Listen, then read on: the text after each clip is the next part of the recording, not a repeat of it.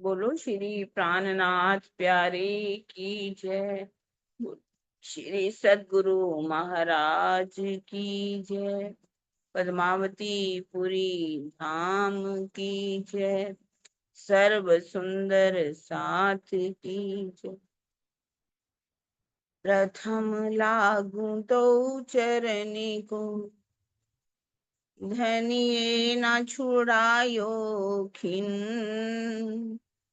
लाख तली लालेड़िया, मेरे जीव के यही जीवन।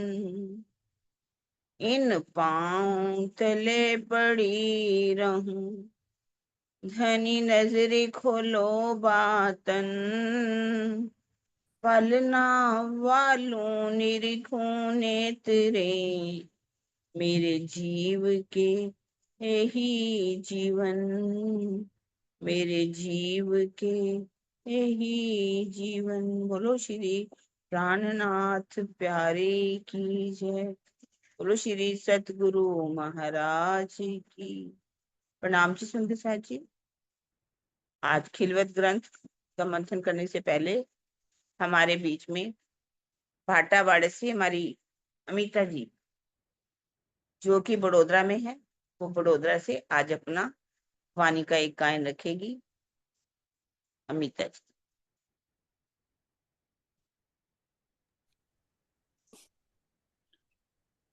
सिर पट रहा है। ठीक है, ठीक है, ठीक है। हाँ। बोलो श्री प्राणनाथ प्यारे की जय। सद्गुरु महाराज की जय। पन्ना धाम की जय। सर्व सुंदर साध की जय। मैं कलश ग्रंथ का भाव रख रही हूँ। विरहागत रे जाने सोई, जो मिल के बिछुरी होए मेरे दुल्हा। मेरे दुल्हा विरहागत रे जाने सोई, जो मिल के बिछुरी होए मेरे दुल्हा। मेरे दुल्हा जो मीन बिछुरी जल से यागत जाने, सोई मेरे दुल्हा। मेरे दुल्हा विरहनी विलखे तलफे तारुनी। तारुनी तलफे कल्पे कामिनी। विरहनी विलखे तलफे तारुनी। तारुनी तलफे कल्पे कामनी। विरहागत रे जाने सोई, जो मीन बिछुरी होए मेरे दुल्हा। मेरे दुल्हा जो मीन बिछुरी जल से यागत जाने, सोई मेरे दुल्हा। मेरे दुल्हा बिछुरो तेरो वल्लभामऊ, सो क्यों सहे सुहागिन। तुम बिना पिंड ब्रह्मांड हो गई सब सबगिन। विरहागत रे जाने सोई, जो मिलके बिछुरी होए मेरे दुल्हा मेरे दुल्हा। जो मीन बिछुरी जल से यागत जाने सोई मेरे दुल्हा मेरे दुल्हा। आंधी आई बिरहा की तीन दियो ब्रह्मांड उड़ाए। विरहनी गिरी सो उठ ना सकी मूल अंकुर रही भराए। विरहागत रे जाने सोई। जो मिलके बिछुरी होए मेरे दुल्हा मेरे दुल्हा। जो मीन बिछुरी जल से यागत जाने सोई मेरे दुल्हा मेरे दुल्हा। विरहा सागर होए रया बीच मीन विरहनी नार। दौड़त होए निस वासर कहूँ पाऊ पार। बिरहागत रे जाने सोई। जो मिलके बिछुरी होए मेरे दुल्हा मेरे दुल्हा। जो मीन बिछुरी जल से यागत जाने सोई मेरे दुल्हा मेरे दुल्हा।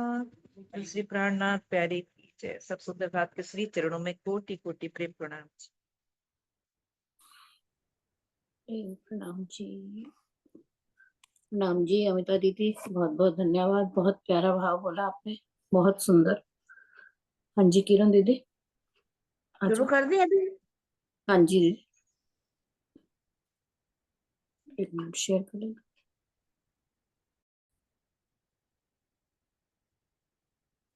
बोलो श्री प्राणनाथ प्यारे की जय। बोलो श्री सतगुरु महाराज की जय। खिलवत ग्रंथ छपाई 52 प्रकरण 9। 10 sorry। 10 हाँ जी। और कोई ना रही सो बेशक करी इलम। ए बेवरा तुम कहावत सो कहती हूँ कसम। आपकी ब्रह्मवाणी के ज्ञान ने मुझे इतना बेशक कर दिया है कि अब आपके अतिरिक्त और किसी विषय में बोलने की कोई आवश्यकता ही नहीं रह गई। इस तरह की बात तो आप ही कहलवा रहे हैं, तभी मैं कह पा रही हूँ। आप कहने का भाव है कि हमें कोई इच्छा नहीं करती कि हम दुनिया की बातें करें, कोई और विषय लें। हमारा एक ही विषय है, अपने प्रीतम का प्यार, अपने प्रीतम को पाने का तरीका कैसे भी रहा है, कैसे हमें धनी मिले, कैसे हम चितवन कर सकें। तो जब हम बेशक हो ही गए तो फिर और कोई विषय हमारे पास कहाँ से आएगा बोलने के लिए। धामधनी ने हमें एक ही विषय दिया है, वो भी क्या कह रही है कि ये बात कौन कहला रहे, आप ही कहलवा रहे हो, तभी मैं ये बात कह पा रही। 14 तपक सिर मलकूत, ए तो कुर्सी फरिश्तों अरश। इन सिर ला मकान है, आगू शब्द न चले निकस। 14 लोगों में सबसे ऊपर क्या है? विकुंठ है। 14 तबक सिर मलकूत। एक तो कुर्सी फरिश्तों असर, फरिश्ते का क्या कहा गया? जो देवी देवताओं का धाम है, उसे भी अर्श कहा गया, पर ये धाम किसका है? देवी देवताओं का। इन सिर लामकान है, इसके ऊपर क्या आता है? लामकान निराकार है। आगू शब्द न चले निकस, इसके आगे बेहद है, जहां शब्द की गति नहीं, कोई यहाँ का शब्द वहां पर पहुंचता ही नहीं। फना तले ला मकान, आगू नूर मकान बका। इत थे उतरे सो चढ़े, और चढ़ ना सके इत का। फना तले ला मकान, नीचे के 14 लोगों से लेकर ला मकान निराकार तक सब कुछ क्या है? ला है, मिटने वाला, फना है। आगू नूर मकान बका, इसके आगे क्या है? अखंड अक्षरधाम है। उतरे उतथे उतरे सो चढ़े, वहां से आने जाने वाली ईश्वरी सृष्टि ही पुनः अपने धाम को प्राप्त होती है। ईश्वरी सृष्टि कहाँ जाती है? सतरूप में। हद ब्रह्मांड निराकार वाले उस अखंड बेहद में नहीं जा पाते। जो हद निराकार वाले रहने वाले हैं, जो वहां का ध्यान लगाएंगे, वो अखंड परम हम तो क्या बेहद में भी नहीं पहुंच पाते। बिना तारतम ज्ञान के कोई भी बेहद की प्राप्ति नहीं कर सकता, भले ही वह कितना बड़ा योगी, तपस्वी अथवा ज्ञानी क्यों ना हो। कोई भी आगे नहीं जा सकता, बेहद में भी प्रवेश नहीं कर सकता, तो परम धाम की तो बात ही दूर है। देखिया बेचून बेच गुण को, और बेसबी बेनमून, निराकार ला निरंजन, ए बेशक पड़ी सब शून। मुसलमानों ने जिस अद्वितीय, निर्विकार, त्रिगुणातीत और अनुपम, बेचून जिसे कहा गया, बेचगुण कहा गया, बेसबी कहा गया, बेनमून मतलब वो अद्वितीय है, निर्विकार है, बेचगुण मैंने त्रिगुणातीत है, बेसबी जिसका कोई भी नमूना ना हो, बेनमून अनुपम। पारब्रह्म को निराकार, निर्गुण, सिफाते सलविया और सिफाते सुहबिया माना है। उस पारब्रह्म को उन्होंने क्या कह दिया? निराकार है, वो निर्गुण है। और उसी प्रकार हिंदुओं ने भी उस परमात्मा को क्या मान लिया? पारब्रह्म को शून्यवत, निराकार, निर्गुण कहा है। उन्होंने बेचगुण बेसबी बेनमून, बेचगुण बेसबी बेनमून कह दिया, और हिंदुओं ने उसको क्या कह दिया? अद्वितीय है, निर्विकार है, त्रिगुणातीत है, जो अनुपम है। और उन्होंने पारब्रह्म को शून्यवत, शून्य में घटा दिया। बेचगुण बेसबी बेनमून अर्थात जो परमात्मा है वो शून्य है, शून्यवत, निराकार है, निर्गुण है। देखा जाए ये जो शब्द हैं शून्यवत, अर्थात यहाँ जब शून्य में हम पहुंचते हैं, शून्य में मन चित्त बुद्धि अहंकार इत्यादि सब कार्य नहीं करते। तो निराकार का मतलब होता है जिसका कोई आकार ना हो। मतलब निराकार का वास्तव मायना क्या है? कि निर्गुण, निर्गुण जो परमात्मा है निराकार है। जैसे हमारे आकार हैं, 5 तत्व के शरीर हैं, वो आकार उनका नहीं है। निर्गुण मतलब 3 गुणों से परे है, वो त्रिगुणातीत है। लेकिन ये लोग यही घटा देते हैं, निराकार शून्य कह देते, शून्यवत है, निराकार है, जिसका कोई आकार नहीं। निर्गुण मैंने जो कि जिसके अंदर कोई गुण नहीं, निर्गुण है वो। लेकिन वास्तव अर्थ को समझ नहीं पाते। उसे मैंने तारतम्य वाणी के प्रकाश में देखा और वास्तविकता को जाना इस प्रकार मैं इस संबंध में संशय रहित हो गई। हिंदू और मुसलमान शून्य निराकार को ही अनुपम अद्वितीय परमात्मा का स्वरूप मानते हैं। वो क्या है? अनुपम है, अद्वितीय है, लेकिन क्या कहाँ घटाएंगे? शून्य निराकार में। जबकि ये जड़ प्रकृति का सूक्ष्मतम रूप मोह सागर है। ये जड़ प्रकृति है और प्रकृति का ये सूक्ष्मतम रूप है। तारतम ज्ञान के द्वारा ही त्रिगुणातीत पार ब्रह्म के वास्तविक स्वरूप का बोध होता है और निराकार संबंधी भ्रांतियां मिटती हैं। तारतम ज्ञान से ही हमें पता चला कि पार ब्रह्म क्या है? त्रिगुणातीत है, 3 गुणों से परे है। यदि 3 गुणों से परे है तो तभी उस परमात्मा का वास्तविक स्वरूप क्या है, उसका बोध होता है। और ये परमात्मा को जो निराकार कहते हैं, ये भ्रांतियां जो है उस स्पष्ट रूप में मिट जाती हैं। पता चलता है कि परमात्मा निराकार नहीं बल्कि शुद्ध साकार रूप है। अव्वल इल्मे दिखाइया आखिर बेशक इलम, 14 तबक देखे नूर लग, ठोर नहीं बिना तेरे तले कदम। अव्वल इल्मे दिखाइया, अव्वल में कौन आए? बसरी सूरत के द्वारा लाया गया कुरान अव्वल का ज्ञान है। आखिरी बेशक इलम, और आखिर का जो है आखिरी ज्ञान तारतम बेशक ज्ञान है, ये और आखिरी ज्ञान है। इन दोनों के प्रकाश में मैंने 14 लोक से लेकर अक्षरधाम तक देखा।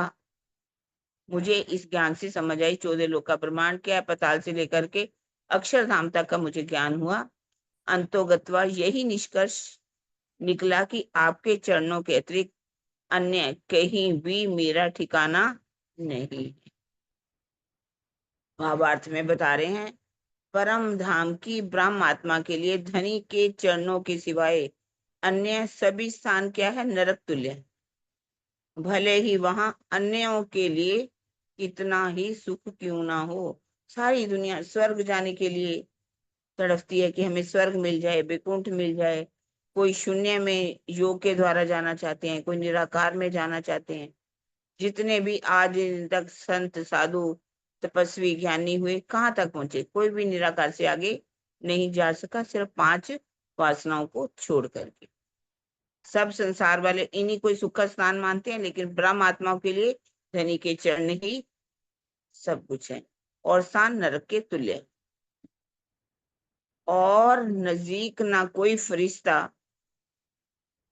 कोई ना ही इंसान, और हादी रूहें तेरे कदम तले, कोई और ना पहुंचे इन ठौर, और नजदीक ना कोई फरिश्ता। हे धामधनी, आपके चरणों में श्यामा जी और हम आत्माएं हैं। इस सृष्टि का कोई भी देवी देवता यानी कि फरिश्ता या मनुष्य आप तक ना तो पहुंच पाया है और ना ही पहुंच सकेगा। हादी रूहें कदम तले, तेरे कदम तले। राजी श्यामा जी और सखियां हम क्या हैं? राजी के चरणों के तले हैं। कोई भी देवी देवता हो, मनुष्य हो, योगी हो, कोई भी आज इन तक उन चरणों को नहीं पा सका और वहां तक उनकी पहुंच नहीं बनी। आगे ऊपर करिए। गिरो नजीकी फरिश्ते, इनका नूर मकान, ए मलकूत में रह ना सके, चढ़ ना सके लहूत आसमान। ब्रह्म सृष्टियों के नजदीक रहने वाली ईश्वरी सृष्टि है, जिनका धाम अक्षरधाम सत्स्वरूप है। ना तो ये हद के वैकुंठ में रह सकती हैं और ना परम धाम में जा सकती हैं। गिरोह नजीकी फरिश्ते, इनका स्थान कौन सा? नूर मकान है, यानी कि अक्षरधाम के अंदर भी सत्स्वरूप इनका स्थान है।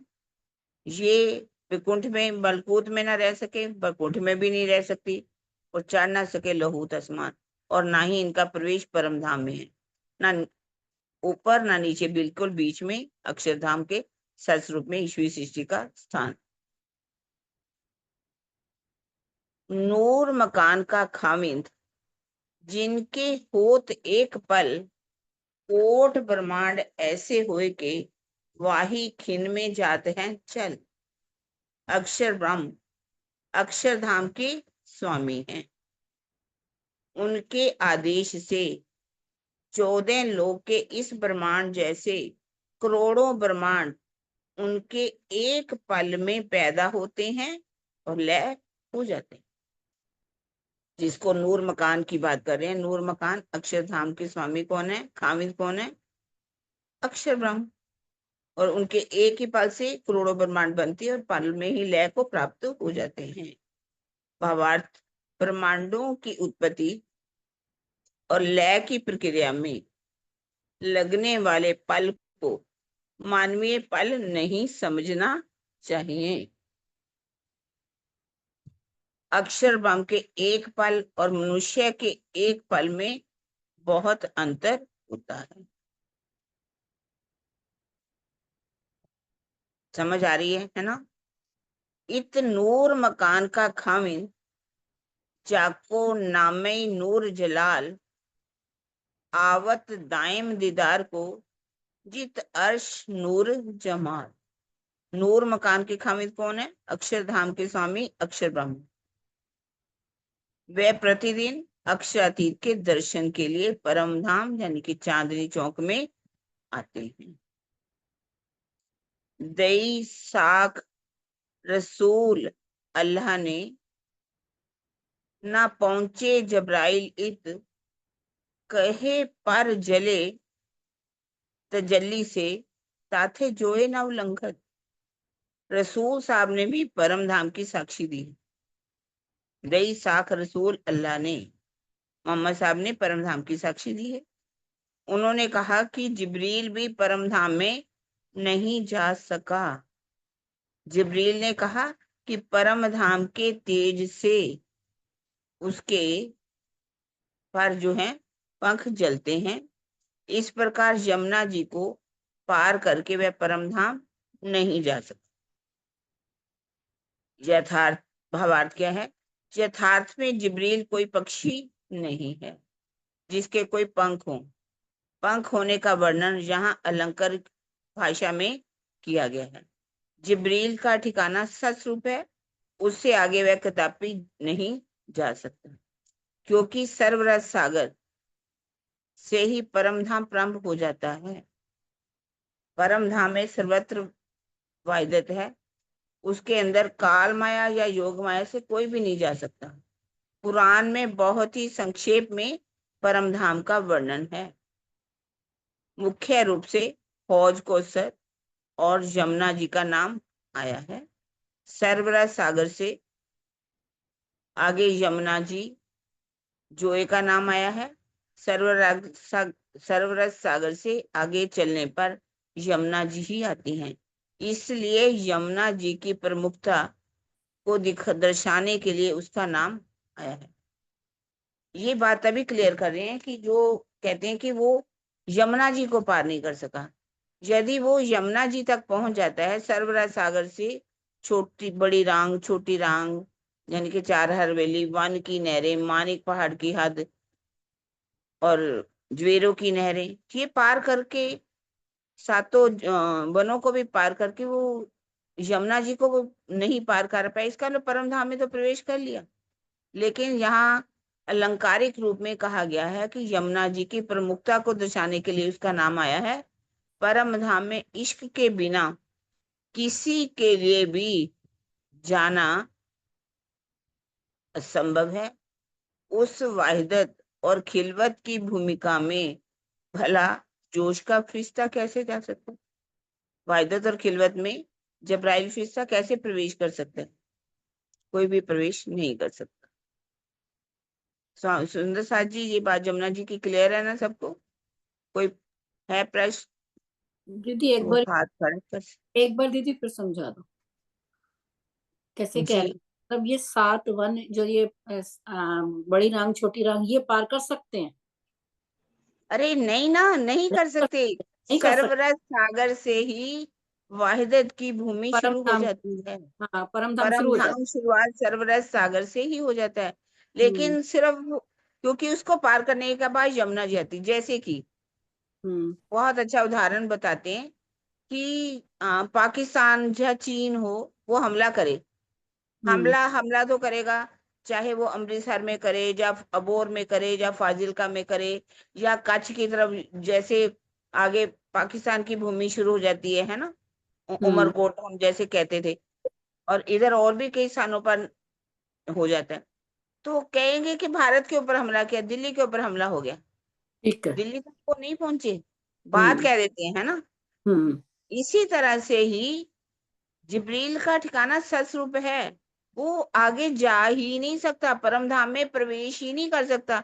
तो कहने के लिए कहा जाता कि वो जमुना जी को पार नहीं कर सका, अर्थात परम धाम में प्रवेश नहीं कर सकता।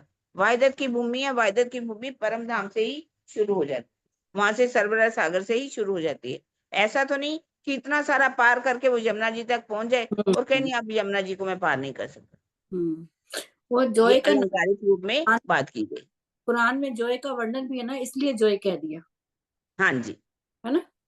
जी, जो ये कहा गया जमुना जी को, और हौज को सर दोनों का वर्णन आता है। इन अर्श नूर जमाल के हादी रूहें इन दरगाह माए, रूहें इन कदम तले और ठोर न कोई क्या ही। अक्षरातीत का वह दिव्य परम धाम है जहाँ श्री राज जी के साथ श्यामा जी और सखियां रहती हैं। ब्रह्मात्माएं उनके चरणों में ही रहती हैं, धनी के चरणों के सिवाय अन्य कहीं भी उनका निवास नहीं है। भावार्थ, चरणों का वर्णन भी अलंकारिक है। जिस प्रकार सागर से लहरें और सूर्य से किरणें पृथक नहीं होती, अलग नहीं होती, उसी प्रकार अक्षरातीत और सखियों का कभी भी अलगाव नहीं होता। सूर्य से किरणें अलग नहीं हो सकती, सागर से लहरें नहीं अलग हो सकती, तो सखियां अपने अक्षरातीत से कैसे अलग हो सकती हैं? उनका भी अलगाव कभी नहीं होता, उनका कोई और ठिकाना है ही नहीं धनी के चरणों के सिवा। ठीक है, आगे सिपाही में क्या कह रहे हैं? नूर जलाल दीदार बाहर से करके पीछे फिरत, नूर जमाल के कदमों बड़ी रूहें बसत। अक्षर ब्रह्म चांदनी चौक में खड़े होकर श्री राज जी का दीदार करते हैं, वापस अक्षरधाम लौट जाते हैं। श्री राज जी की सानिध्यता चरणों में श्यामा जी और सखियां लीला मगन रहती। अक्षर ब्रह्म आते हैं, दर्शन करते हैं, वापस लौट जाते हैं, और उनके चरणों में कौन रहता है? श्यामा जी और सखियां, जो लीला में हमेशा डूबी रहती।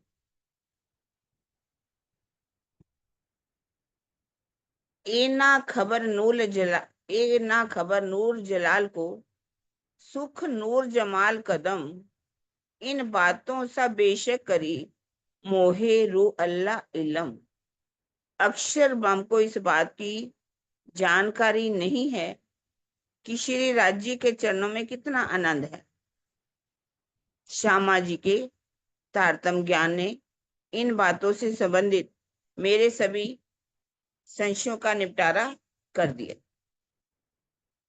राज्य के चरणों में कितना आनंद है, और श्यामा जी ने तारतम वाणी से सभी संशय समाप्त कर दिए। हादी रूहों को खेल दिखाइया, देखा बैठे तले कदम, और ना कोई कह सके बिना निस्बत कसम। हादी रूहों को खेल दिखाई, राजी ने श्यामा जी और सखियों को अपने चरणों में बिठाकर इस मायावी जगत का झूठा खेल दिखाया है। धनी से अखंड निस्बत के बिना इन बातों को संसार में कोई कह ही नहीं सकता। धनी से जो अखंड निस्बत है, वो बातें वही करेंगी जो उनके चरणों के तले बैठी है, कोई दूजा इन बातों को नहीं कर सकता। मोहे इन इल्मे बेशक करी, शक ना जरा इलम, दई बेशकी सबन को, ठौर नहीं बिना तेरे कदम। मेरे प्राण वल्लभ, आपकी इस ब्रह्मवाणी में नाम मात्र का भी संशय नहीं है। आपकी तारतम्यवाणी ने मुझे पूर्णतः संशय रहित कर दिया।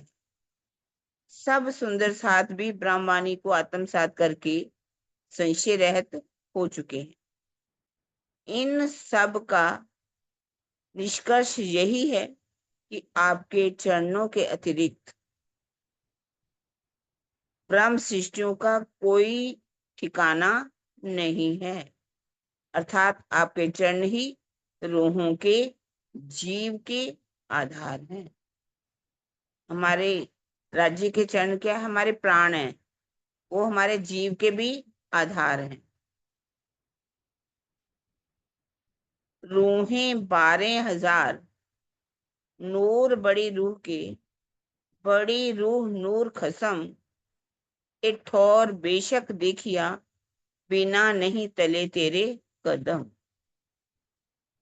12,000 ब्रह्म सृष्टियां श्यामा जी का नूर है और श्यामा जी राज्य का नूर है। मैं बेशक होकर ये बात कह रही हूं कि आपके चरण ही हमारे जीवन के आधार हैं। आपके चरणों के सिवाय हमारा कोई अन्य ठिकाना नहीं है। हाँ जी, ऊपर भावार्थ में कह रहे हैं, इस चौपाई में नूर शब्द से तात्पर्य केवल बाह्य नूर से नहीं है, संपूर्ण परम धाम में वाहिदत है। इस संबंध में सागर एक प्रकरण की 43वीं चौपाई देखने योग्य है।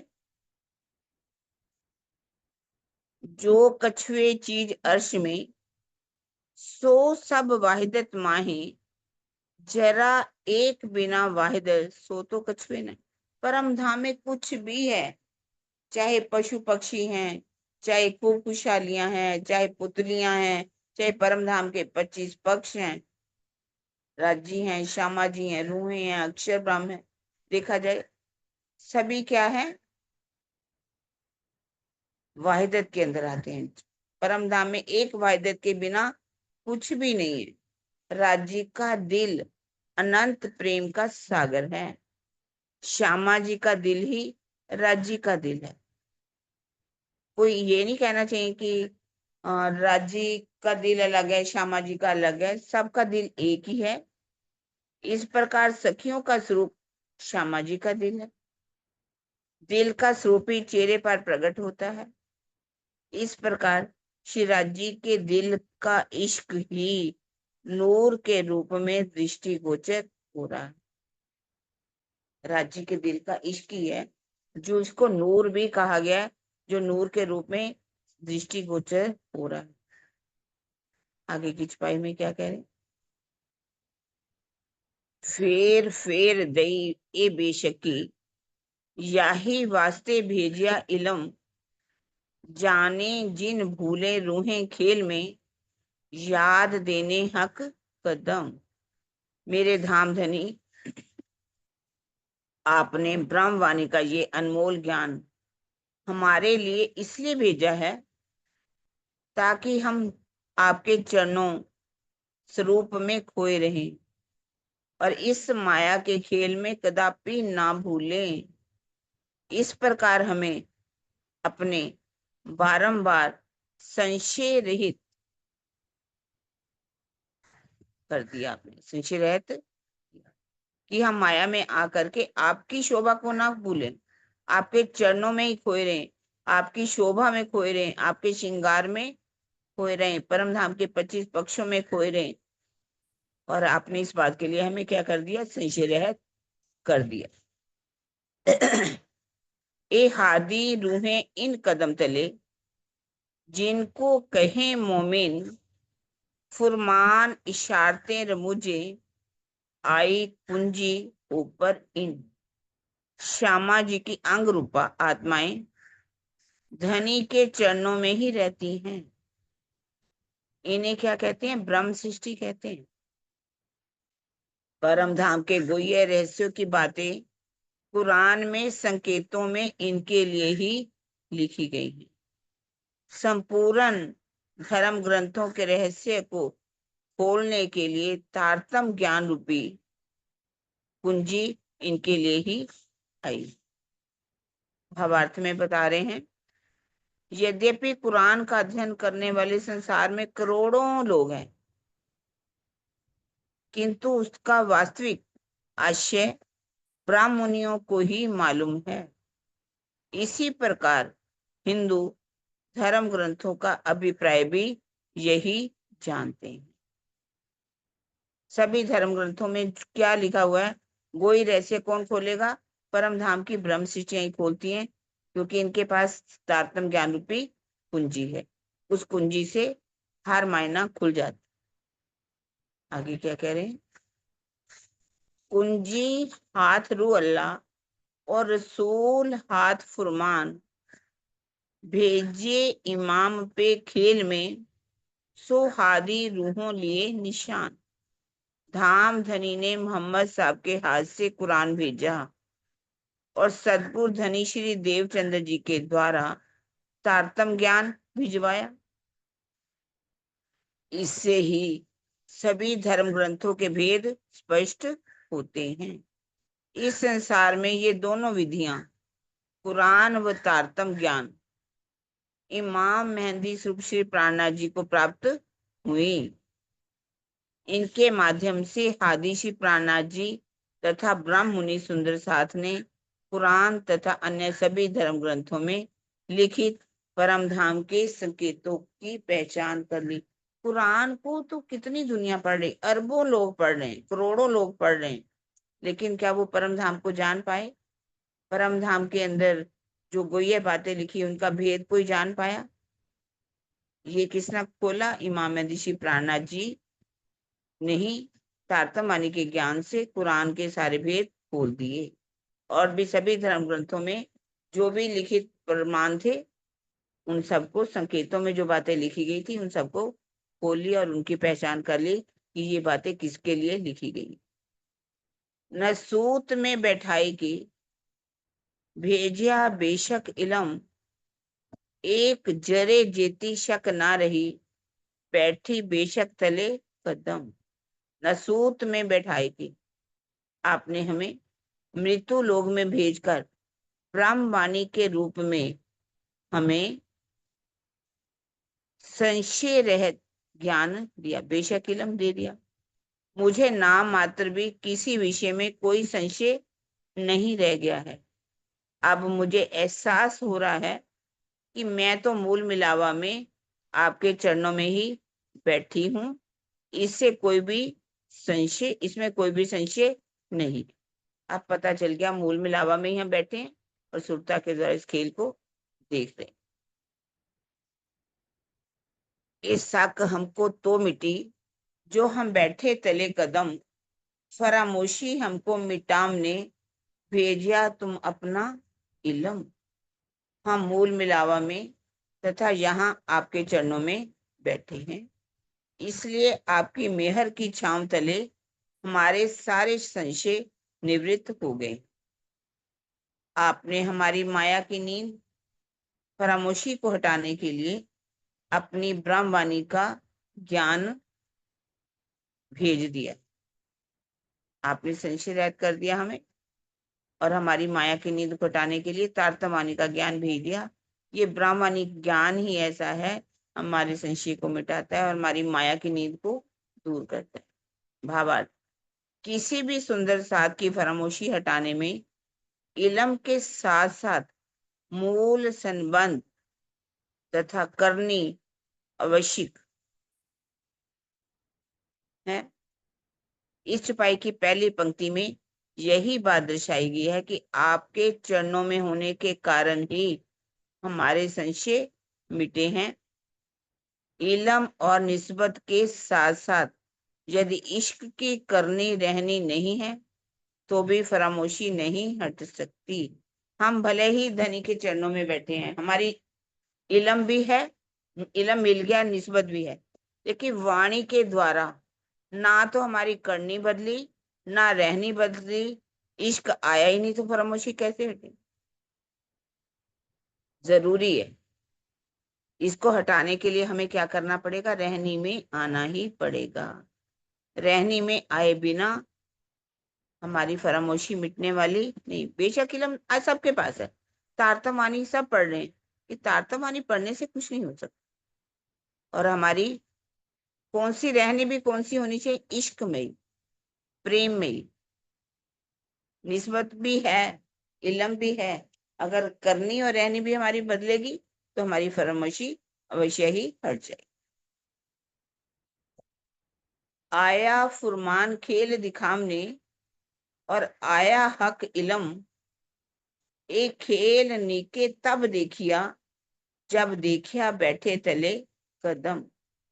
धाम धनी ने साक्षी के रूप में पुराण तथा परम धाम की पूर्ण पहचान के लिए श्री मुखवाणी का ज्ञान दिया, ताकि ब्रह्म सृष्टि इस खेल को यथार्थ रूप में जान सके। किंतु इस खेल को यथार्थ रूप में देखा हुआ तभी माना जाएगा जब सुंदर साथ अपनी आत्मिक दृष्टि से अपने मूल तनों को देख लेगा। सिर्फ वाणी के ज्ञान से नहीं। वाणी का ज्ञान तो हमें मिल गया, पर उसको यदि यथार्थ रूप में हम अपना उस ज्ञान को आत्मसात करते हैं, अपनी आत्मिक दृष्टि को खोलते हैं, अपने मूल तनों पर आत्म को देख लेते हैं, तभी ये माना जाएगा कि अब हम जागृत हैं, हम परम धाम के हैं।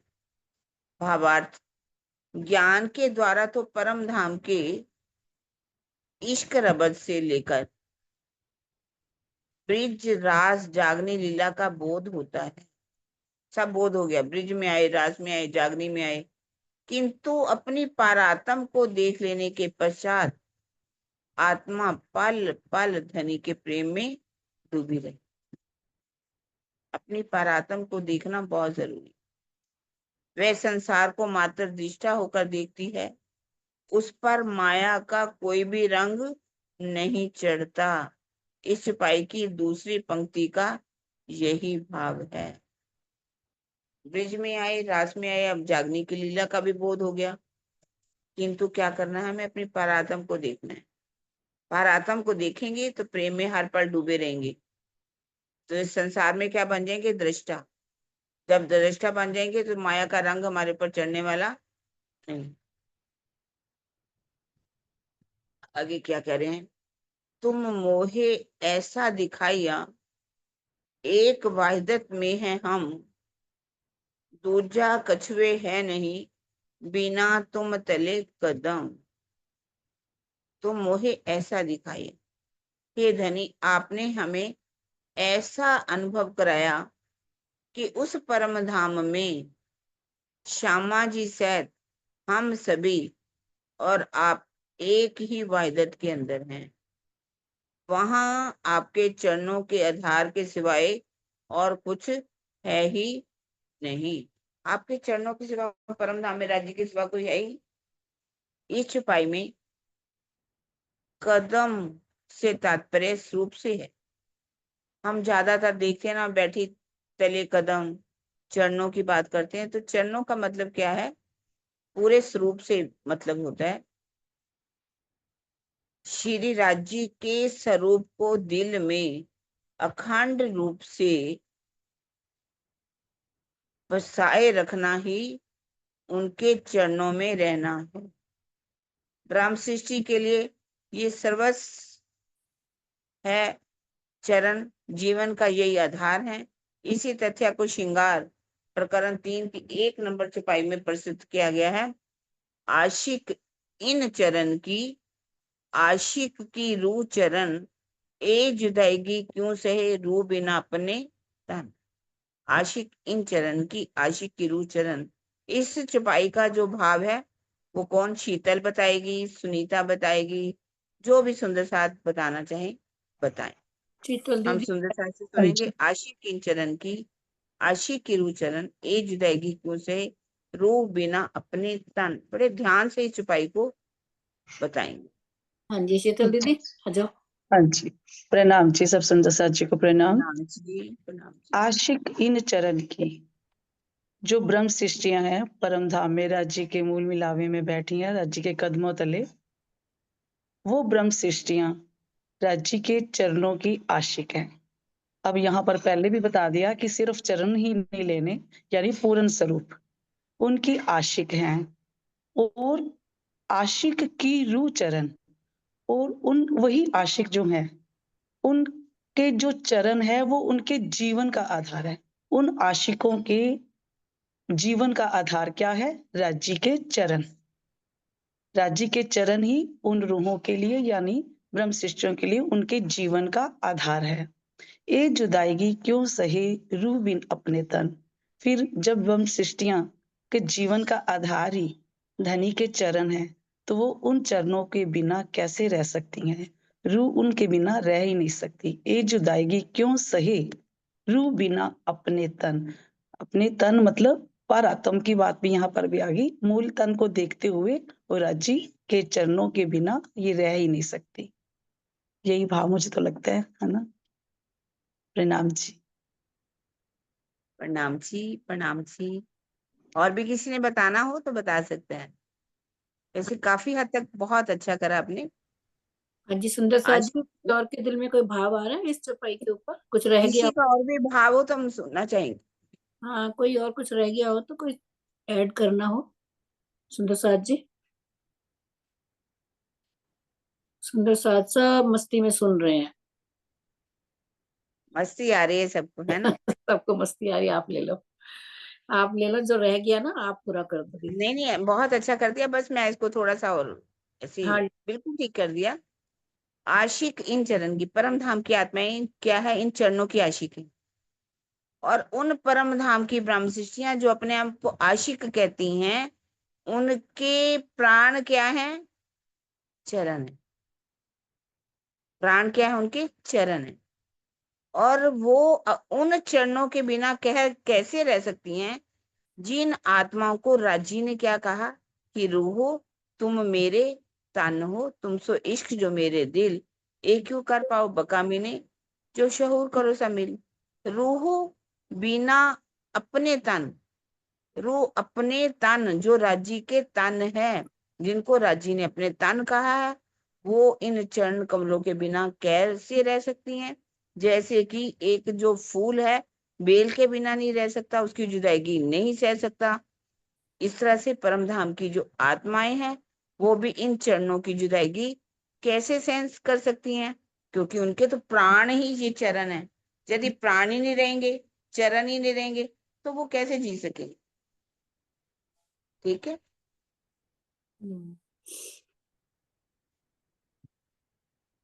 ए भी इलम तुम दिया, जासो तुम हुए मुकर्रर, दिल सो रूहों बिचारिया, कछु है ना वहदत बिगर।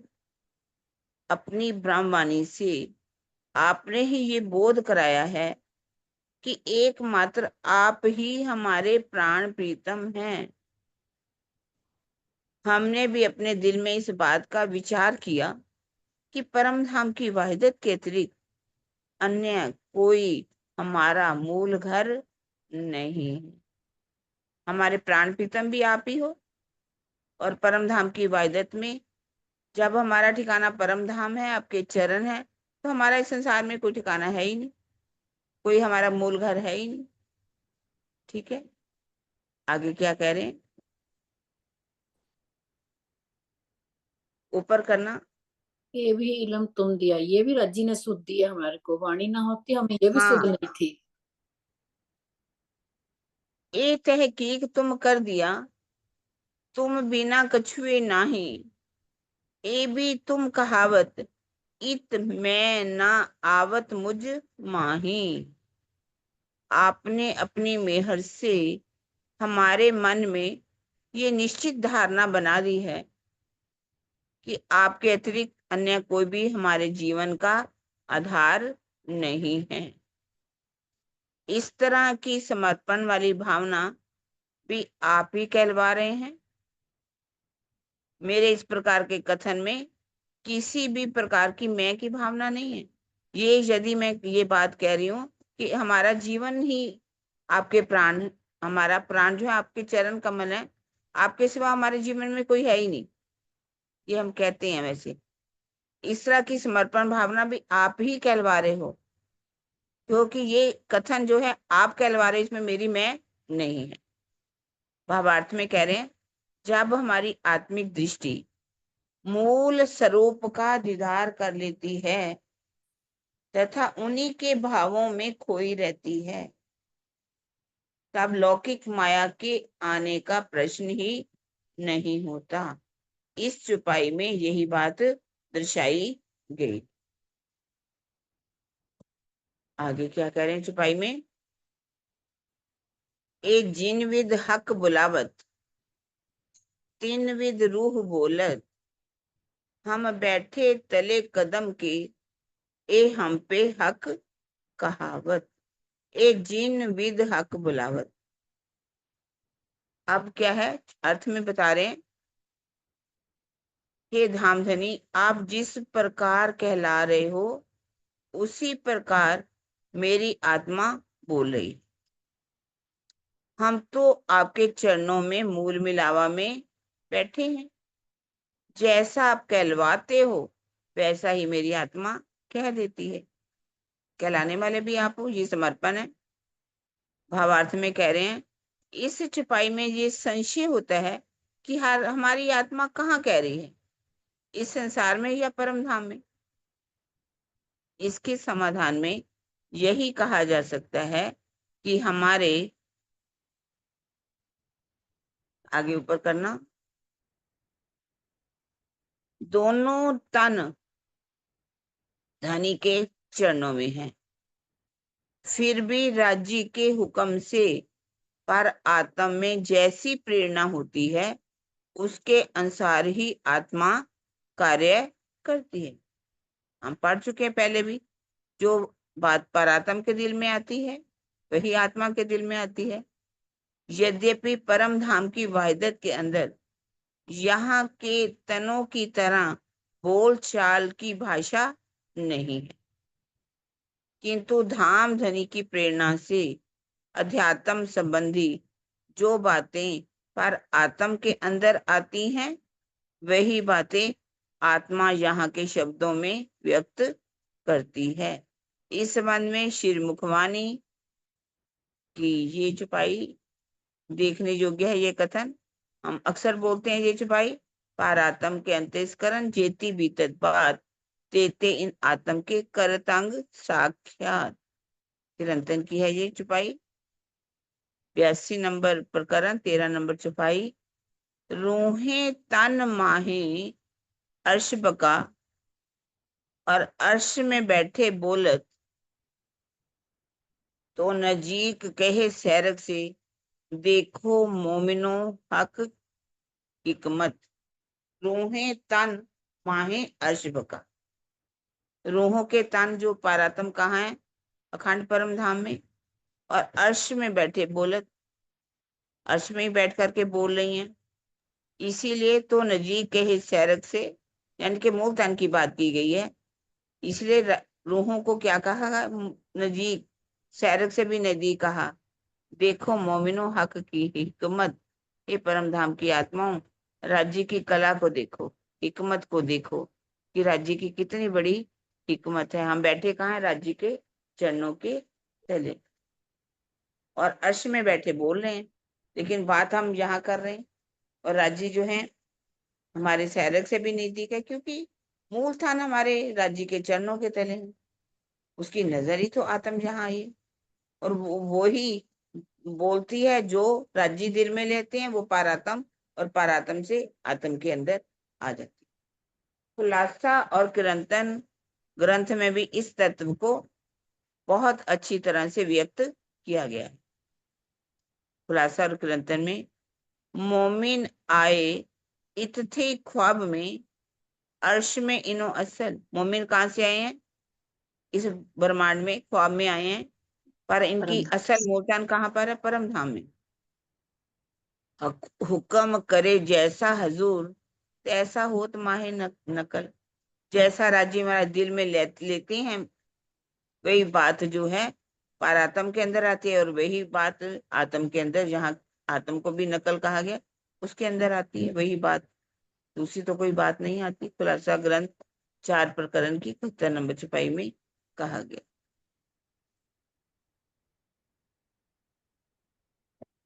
तुम देखत मोहे इन इंड में, मैं 14 तबक से दूर, अंतर्गत ब्रह्मांड थी सदर साहेब के हजूर। तुम देखत मोहे इन इंड में, तुम क्या देख रहे हो मुझे इस माया के तन में, माया के संसार में देख रहे हो। और मेरी पारात्म कहा इन 14 तबक से दूर अखंड परम धाम की है। अंतर्गत ब्रह्मांड थे, ना हद में है ना बेहद में है, बल्कि इससे अलग परम धाम में है।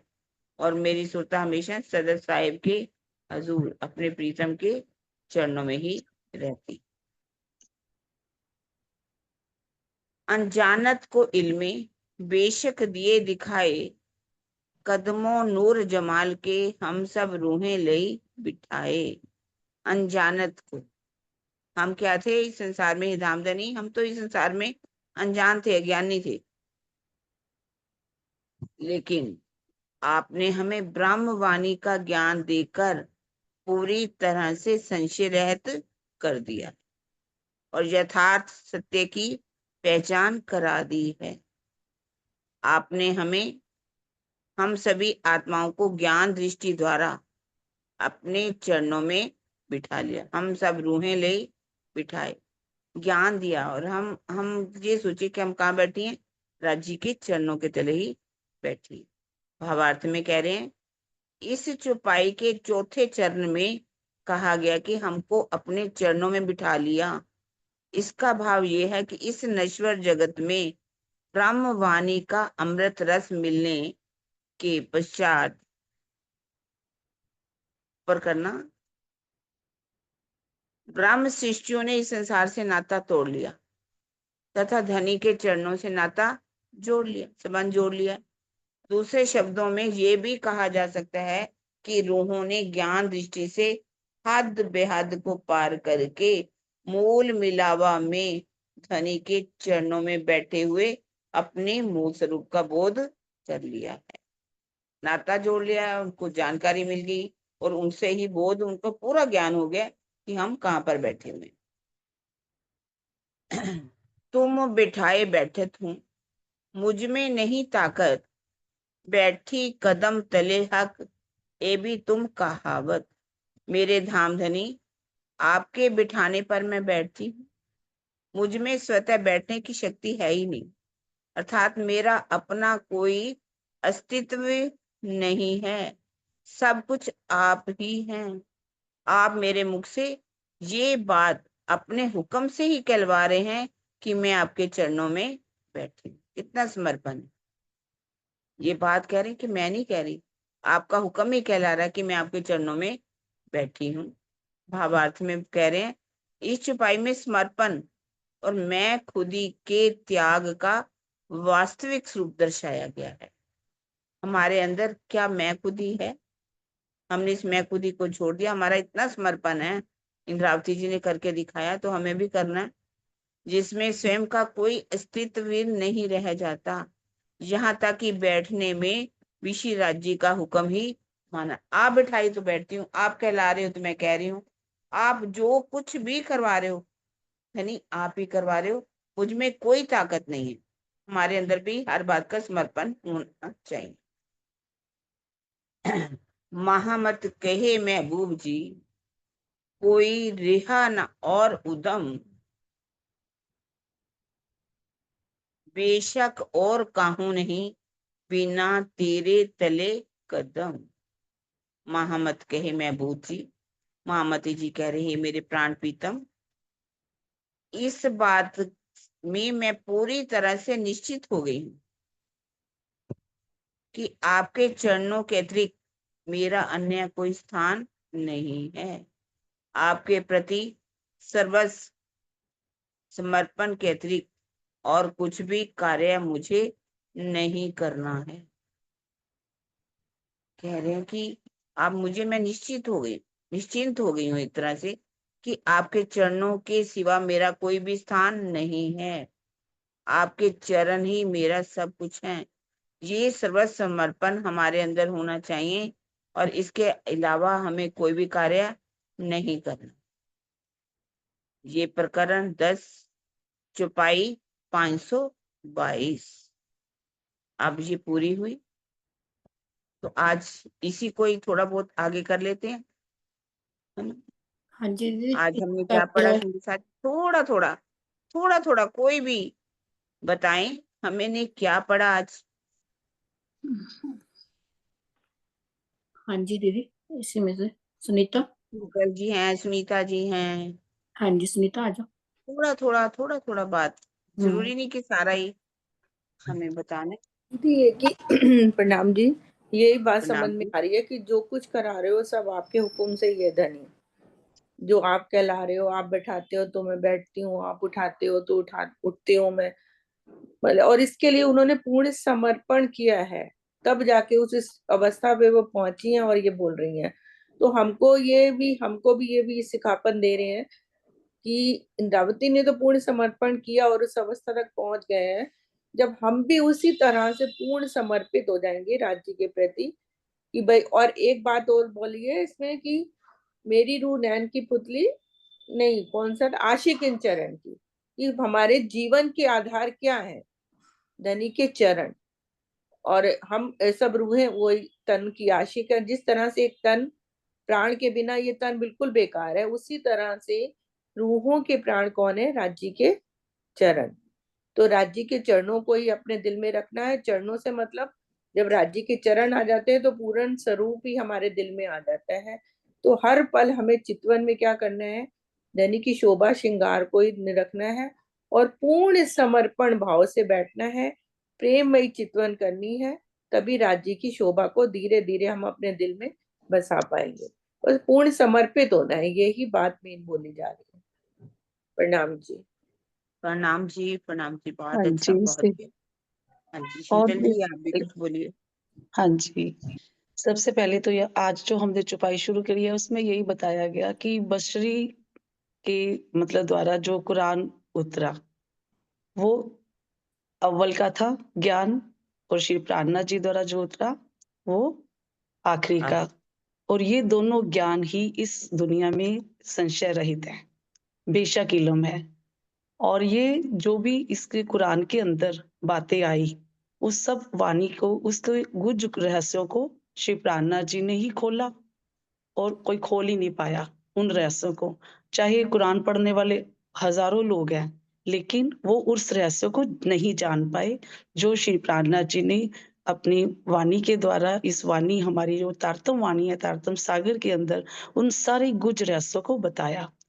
और एक बात बताई कि उस गुज रहस्यों को जानते जानते ये भी पता चला कि हम पर हमारे पर आत्म परम धाम में राज्य के चरणों के तले बैठी हैं। राज्य मूल मिलावे में राज्य, श्यामा जी और सब सखियां बैठी हैं। और अक्षर ब्रह्म भी उस अंदर के खेल को नहीं जान पाया, अंदर की लीला को नहीं जान पाए। वो सिर्फ दीदार करने के लिए ही आते थे और चले जाते थे। वहां का अंदर का लीला क्या है वो भी उनको नहीं पता था। ये भी सारी बातें हमें इस वाणी द्वारा पता चली जो श्री प्राणनाथ जी द्वारा उतारी गई, उनके मुखारबिंद से उतरी। और इस वाणी ने ही हमें ये संशय रहित किया कि हमारे परात्म वहीं बैठे हैं, हम राज्य के चरणों में ही बैठी हैं। वहां के सभी 25 पक्ष, राज्य का शोभा श्रृंगार स्वरूप जो भी था, वो सारी वाणी हमें, ये वाणी ही हमें संशय रहित करती है। सारे, जैसे कहते हैं ना कि सारे संशय को इस दुनिया के अंदर, कोई भी प्रश्न जो हमारे मन में आएगा सब कुछ इस वाणी के अंदर है। उस वाणी के अंदर ही सब रहस्य खुले। ये हमारी बेशक वाणी है। और इसी वाणी से ही हमें पता चला कि जो मेरी रूह है वो आपके चरणों की आशिक है, आपके बिना कुछ नहीं है। क्योंकि जो भी यहाँ पर इस ब्रह्मांड में हो रहा है वो पहले राजी स्वयं अपने दिल में लेते हैं, फिर परात्म के दिल में आता है, फिर परात्म के दिल में जब आता है वो बोल नहीं पाती। लेकिन ये राज्य की हिकमत है कि यहाँ आत्म के दिल में भी वही बात आ जाती है। ये उनकी कारीगरी बताएगी कि कैसे बात वहां राज्य के दिल में चलती है और उसके बाद परात्म के दिल में आती है। परात्म के दिल में जो बात आती है वो यहाँ आत्म के दिल में आती है, इस नसूत में। ये कितनी बड़ी कारीगरी है। बैठे हम बोलते वहां पर है, लेकिन इम्प्लीमेंट हम यहाँ पे हो रहा है। आत्म वही करती है जो पर आत्म कहती है। तो कहने का भाव ये है कि राज्य की कारीगरी भी बताई, सब कुछ बताने के बाद फिर उन्होंने यही बात जो अभी सुनीता दीदी ने बोला कि अब जो भी कुछ है, मैं आपकी हूँ, जो भी मतलब समर्पण, श्रद्धा भाव फिर बताया कैसे समर्पण होकर हम अपनी मैं खुद ही को मिटा सकते हैं। क्योंकि जो खेल ही हुक्म का चल रहा है, वो हमारे हाथ में कुछ है ही नहीं। राजीव जो कुछ है वो आप ही हो, आप ही करने वाले हो। आपके बिना मेरा कुछ नहीं है। ये भी बात जो मैं बोल रही हूँ, वो आप मुझे बुलवा रहे हो। ये समर्पण की भावना है और इसी भावना को हमने भी लागू करना है कि हमें भी अपनी मैं खुदी को मिटाते हुए राज्य के चरणों तले अपने आप को देखना है, मूल मिलावे को देखना है और अपने राज्य की शोभा श्रृंगार को अपने हृदय में बसाना है। प्रणाम जी। नाम जी, नाम जी। करनी रहनी भी बताई थी ना, करनी और रहनी भी सब कुछ पता होते हुए, जब तक करनी रहनी नहीं होगी तब तक हम नहीं पहचान सकते आप राज्य को। हाँ यानी जी। परम धाम वाली इश्क की करनी और रहनी होनी चाहिए। इस ब्रह्मवाणी की भी बहुत महत्ता बताई गई है। हाँ दुनिया जी। वाले तो नरक, इस स्वर्ग को ही सब कुछ मान बैठते हैं, मलकूत को। कोई आगे शून्य को मानता है, कोई निराकार को मान लेता है। कोई भी आज दिन तक इनको पार करके बेहद के ब्रह्मांड में भी नहीं पहुंच पाया। नहीं पहुंच पाए। रामवाणी की महत्ता कितनी है कि जो दुनिया जिसको बारे में आज दिन तक नहीं जान पाई, जिसको जब्राइल फरिश्ता हम्म। वो भी नहीं पार पार कर पाया। सतस्वरूप में रहने वाला है, उसका ठिकाना ही वही है। ईश्वरी वही। सृष्टि का ठिकाना भी कौन सा है? वो भी वही है ना, सतस्वरूप। आज हम और उनका खामिद कौन है? अक्षर ब्रह्म। अक्षर और वो ब्रह्म। अक्षर ब्रह्म किसका दर्शन करने के लिए आता है? वो जमाल का दर्शन। जहाँ रहता कौन है? हम वाहिदत में रहने वाली परम धाम की आत्माएं हमारे मूल तन परम धाम के अंदर हैं। और उन मूल तनों में जैसे राज्य बसे हुए हैं, उन्हीं शोभा को अब हमने यहाँ पर भी बसाना है। इन चरणों के बिना हमारा कोई ठिकाना दुनिया में, आपने ठिकाना ही एक ही बताया तो हम दूसरा ठिकाना कहाँ से ढूंढेंगे? बहुत प्यारी प्यारी बातें, जिसको बहुत अच्छा शीतल जी ने, सुनीता जी ने पूरी तरह से हमें बता दिया। तो इस तरह से हमें ये परम धाम की रहनी करनी है, परम धाम वाली मैं लेके आनी है, हमारी हुक्म के ऊपर, राज्य की इच्छा के ऊपर डालना है। हम मैं कुछ बोल भी नहीं पा रही कि हम दो शब्द भी कहें, हम बोल देना, वो भी नहीं वो हमारे अंदर है। हम कुछ नहीं कर पाते। मेरी मैं को समाप्त करके राज्य की मैं को अपने अंदर हमें लेकर के अब चुपाई को धरा देते हैं सुंदर साथ जी। कोई और सुंदर साथ चुपाई, दिल में कोई भाव है हाँ तो। कोई भी बोल, किसी के अंदर कोई और भी अच्छा सा सुना हो, याद रह गया हो भाव, वो हम कर सकते। नहीं दीदी, चौपाई दोहरा दो।